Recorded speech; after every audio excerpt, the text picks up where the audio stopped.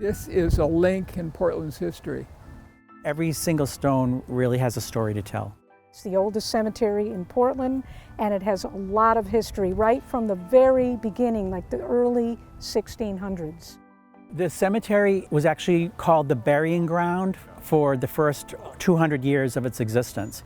And it started as the backyard grave site of one of our earliest settlers. People for centuries have been coming into the harbor, getting off the ship, settling here on Munjoy Hill, dying here after living and working here, and they're buried here. It was common in older cemeteries when anybody passed away, they just brought him up onto the nearest hillside overlooking a settlement.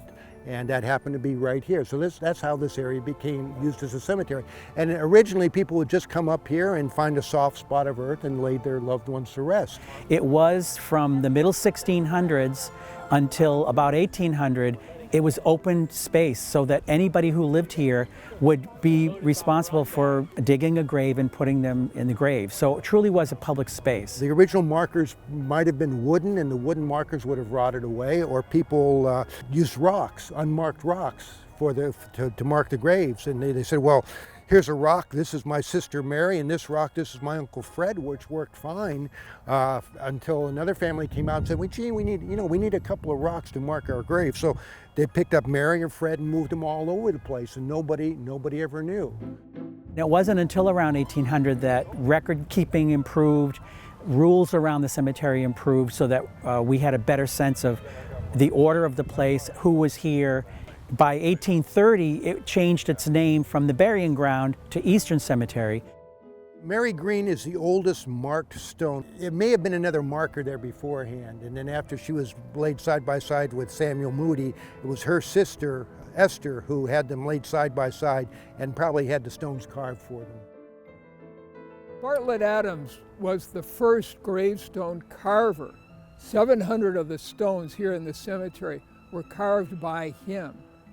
And in particular, we have the 3 gravestones of his first 3 children. Such a sad thing to have your children die and you have to carve the gravestones for them. I just love learning about all these people. Like the spirits, I appear here once a year to help with Walk Among the Shadows. Every year, the last 2 weekends of October, 7 spirits come forward, spirits of people who are buried here for the most part, and tell their story. Last year's theme was women's suffrage. It was the 100th anniversary. I was one of the characters, a prohibition supporter. I was in favor of anything that would improve the lot of poor women. My name's Billy Hahn, William Hahn, 1757 to 1831.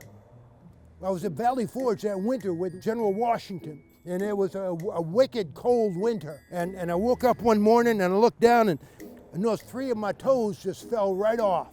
So every year, when we get people lined up here to see our Walk Among the Shadows, I bring my box out and I ask people if they want to see my toes.